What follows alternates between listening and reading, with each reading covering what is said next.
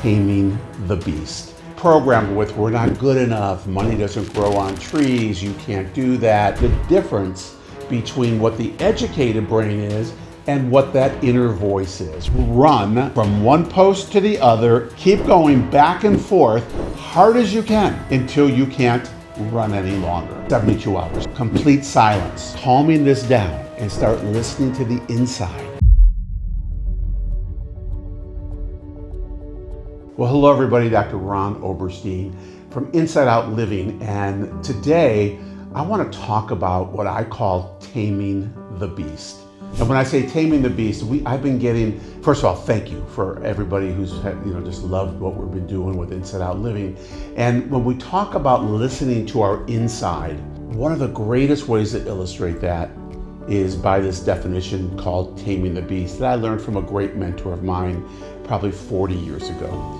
That beast is what we call, for lack of a better word, our educated mind. That's the brain or piece of the brain or the mind that has been programmed ever since you were little, ever since I was little. Programmed with we're not good enough, money doesn't grow on trees, you can't do that, never expect this to happen, you're from the wrong side of the tracks.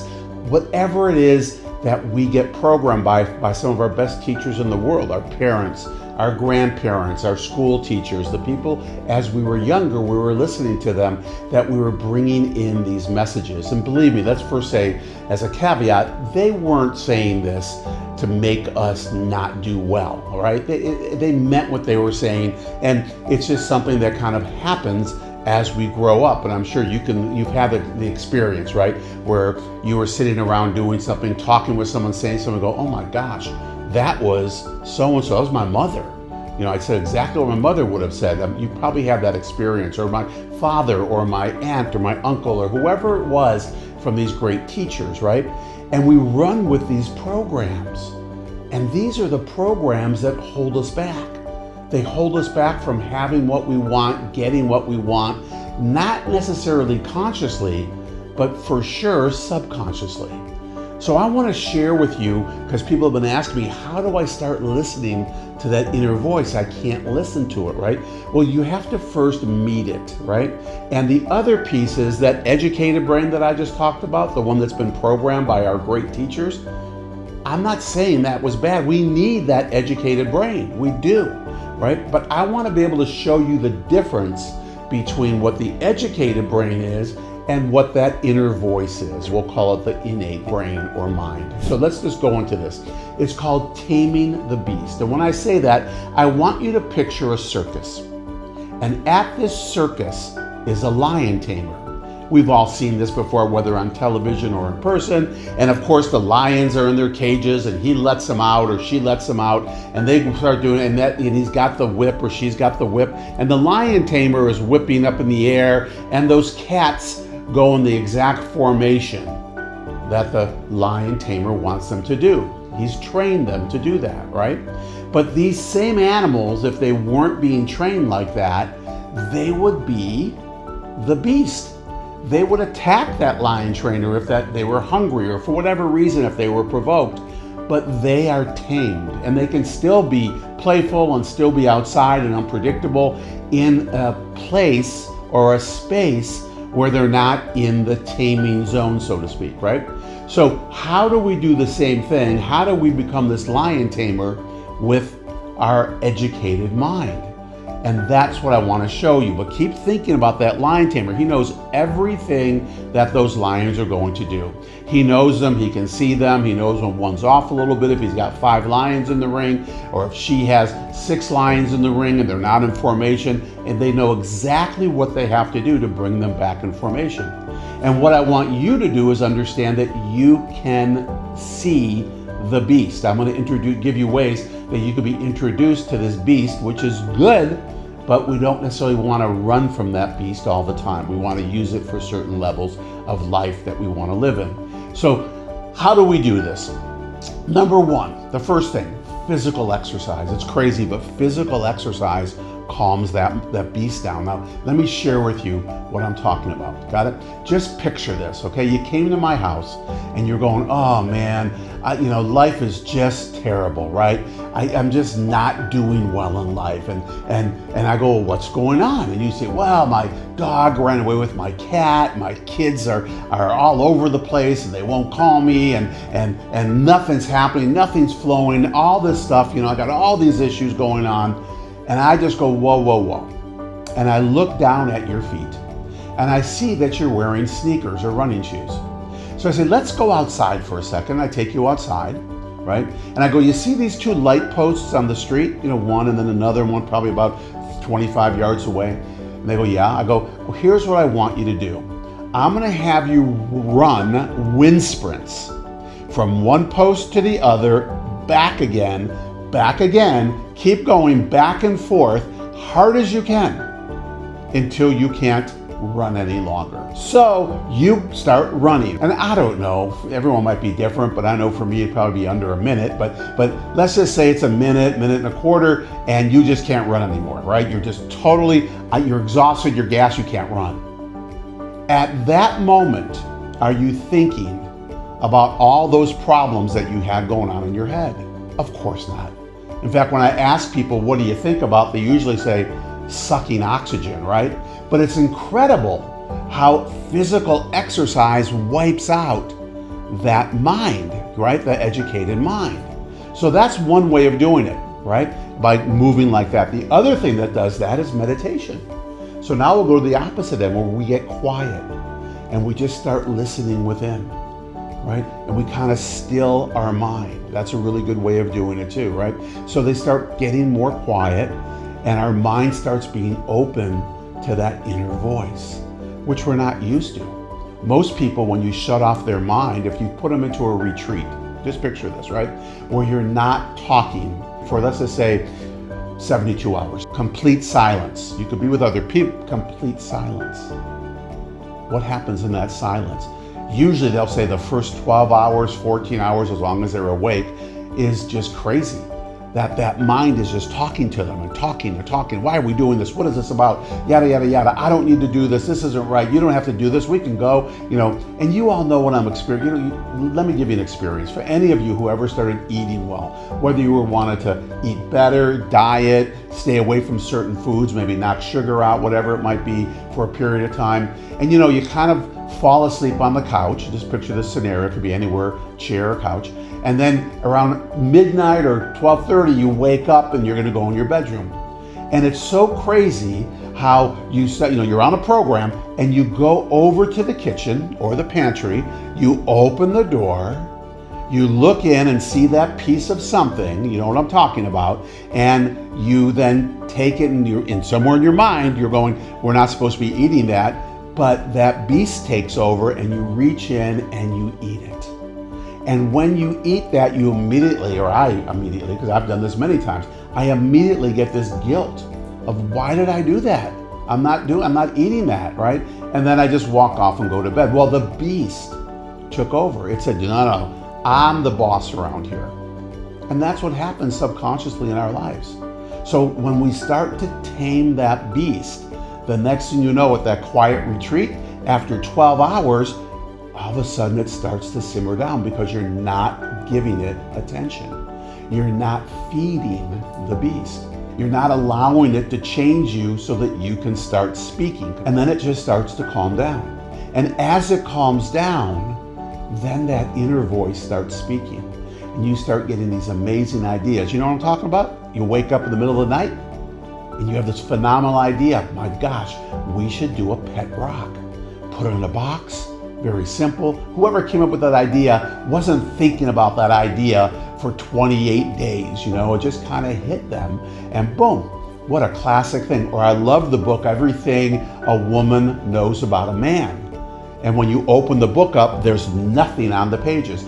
Those kinds of inspirational things, they come from a thought process or an innate thought that just pops up, an inborn thought. That's that quiet mind. That's that inner voice, right? That's the inside dialoguing with you. And when you start to work from that creative voice, that inside voice, that's where it starts to come from. I've always wondered, I am not an artist, right? I mean, and that is a bad program. I remember in kindergarten, I remember the day, I could just put it in my mind where they had us drawing circles and my teacher came up and said, "Oh, let me see what you're doing, Ron," and looked at my circle and she said, "That's not a circle." And I immediately felt crushed. And from that day forward, I would never draw. And even I still hold it like I'm not an artist, right? Which is crazy because everybody's an artist. But I look at my friends who are really true artists, they sell their artwork, and I say, "Where did you get the inspiration to paint that?" And they say the same thing. Came from the inside. I don't know, they go, just came from the inside. They weren't thinking about it for days upon days, because then they'd go through that, mental process, right? And the next thing you know is they're not getting anywhere. They're totally caught up in their mind. So when we get into that innate brain, that inside out brain, right? Or that inside out voice, that's where things really start to change. We do it in relationships when we meet somebody, but then our educator could kick in. Well, is she right? Is he right? Are they going to be the person I want to be with? And we go through all this mental, gyrations and exercises that really, we just need to kind of settle on the inside and then live with what we're doing so we can actually feel if it's right.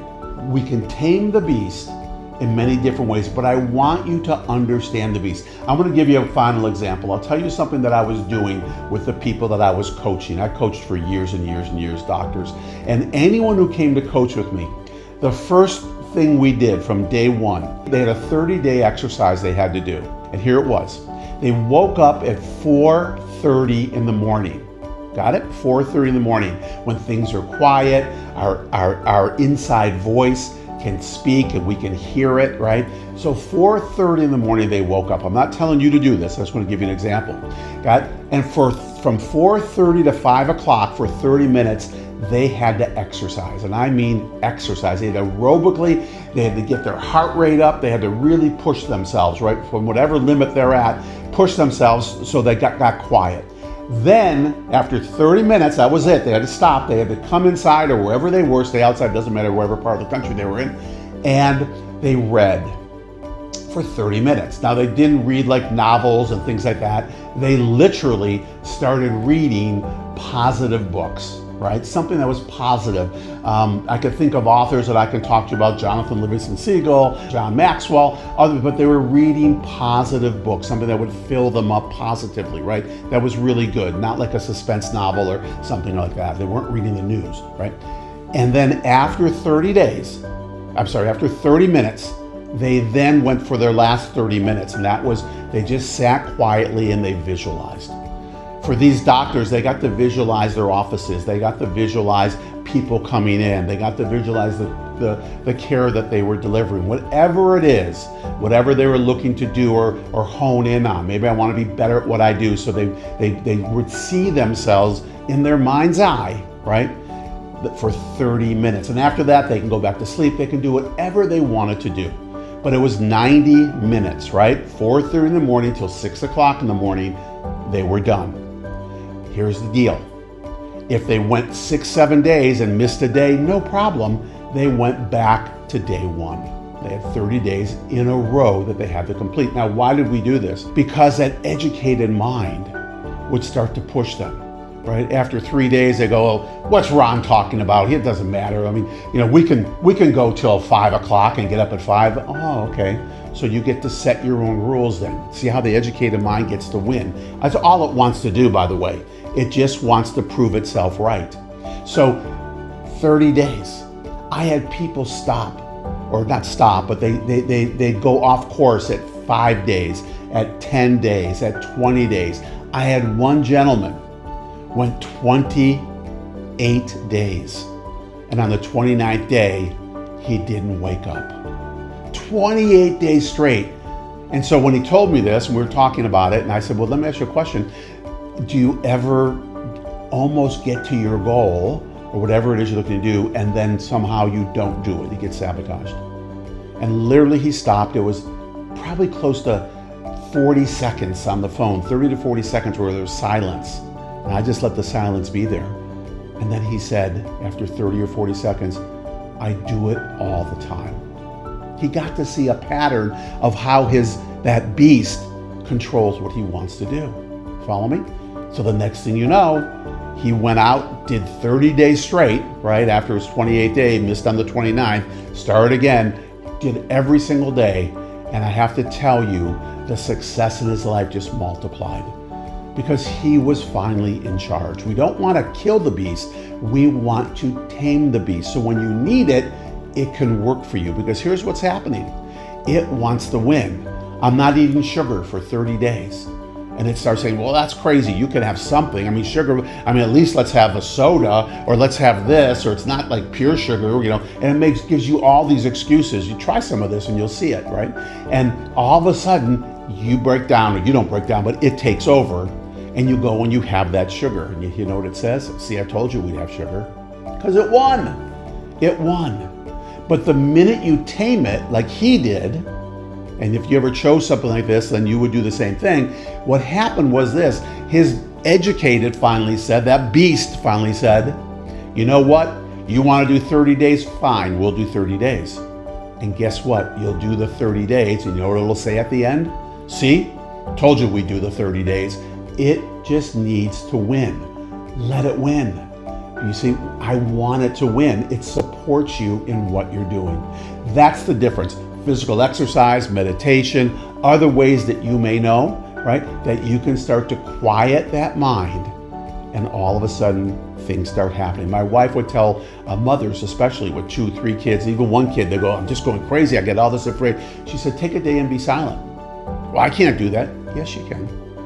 You can be silent. Just be silent. Tell your kids, tell them ahead of time, I'm going to be quiet today. I'm not going to be speaking today. You can just come to me. I can point to you, whatever. And you'll notice how they don't need to be attracted to you as much and be tugging on you so much. They might be at the beginning, but they'll finally realize it. And then, boom, and you get to be quiet.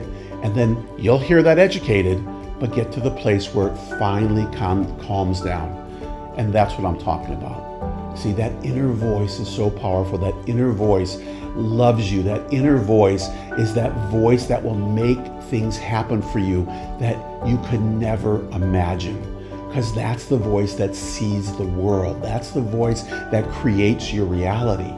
And the next thing you know, that voice starts working. You start listening. You start moving with that voice, and things start to happen. But do me a favor, don't drive to the grocery store with that voice. Use your educated voice, your educated brain, right? Use the beast on that because it knows the rules and it knows what you should do and what you shouldn't do, right? So there's a great place for both of them, but getting silent, when I say silent, I mean calming this down and start listening to the inside is really an amazing thing. So I hope that explained the difference right there. We can delve more into it. We'll be doing that in our courses and in our mentoring programs, but just try something, right? So that you can start to experience it, even if it's for 5 or 6 days, right?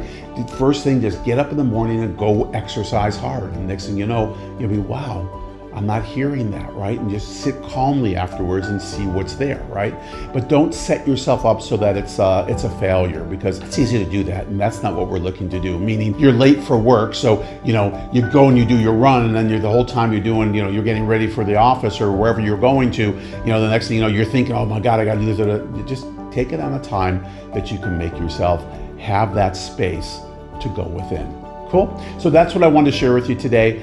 Comment if you have any questions or anything that might be there. I'm happy to answer those. And just know that I love and appreciate you, and I'll see you on the inside.